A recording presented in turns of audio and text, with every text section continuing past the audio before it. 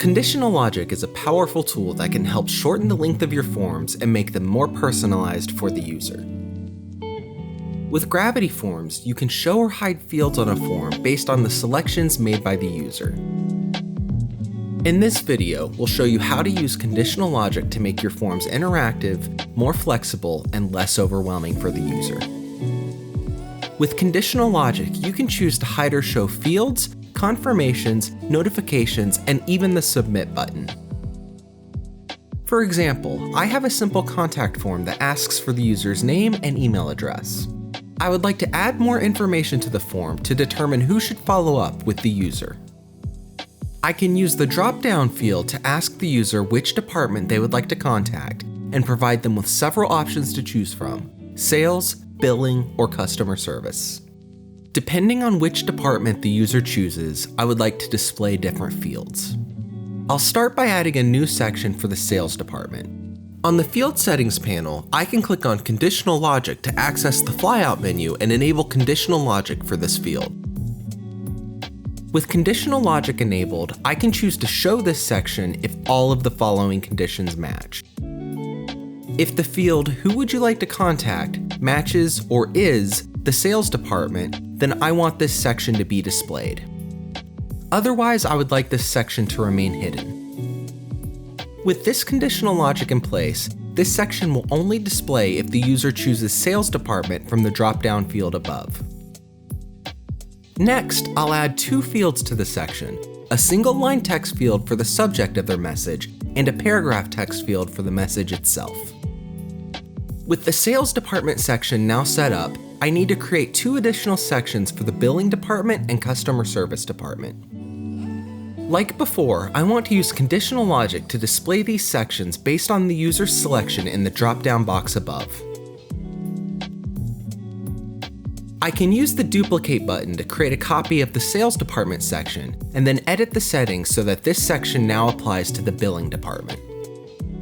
First, I'll quickly change the field label under the General tab and then open the Conditional Logic flyout menu. Because this section is an exact copy of the Sales Department section, Conditional Logic is already enabled and set to the same options we selected earlier. If I change the value field from Sales Department to Billing Department, this section will only display if the user selects the Billing Department from the drop-down box. Like the Sales Department section, this section will remain hidden unless the user wishes to contact the Billing Department. I'll add a single-line text field and paragraph field so that the user can submit their message.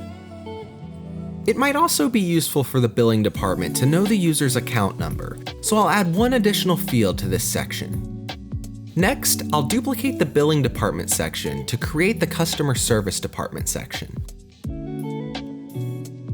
I can follow the same steps as before and use conditional logic to display this section only if the user wants to contact the customer service department.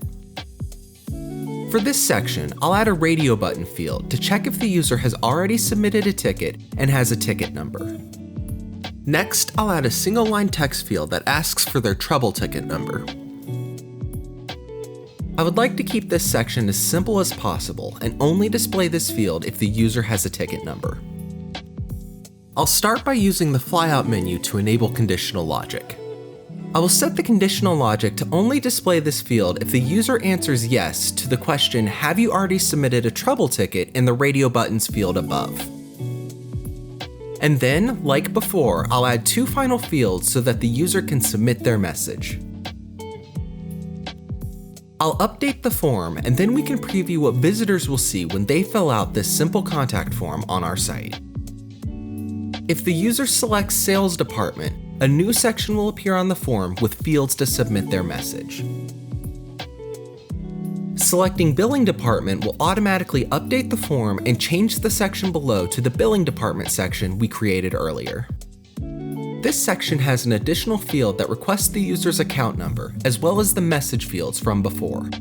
Finally, selecting Customer Service Department from the drop-down box will automatically change the Billing Department section to the Customer Service Department section.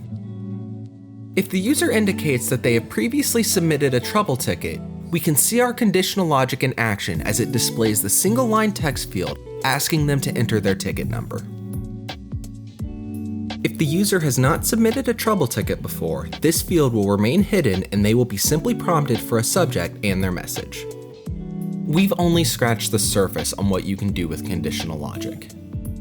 For example, you can use conditional logic to route form notifications to different departments based on what the user selected on the form. You could also present the user with different confirmation messages based on their form selections. You can even choose to hide or display the Submit button on a form using conditional logic. This can be useful if you would like the form button to remain hidden until the form is ready to be submitted. For more information on all the ways you can use conditional logic, be sure to check out our documentation on the Gravity Forms website. And for more guides on using Gravity Forms, be sure to check out our video tutorials page. From everyone on the Gravity Forms team, thank you for watching.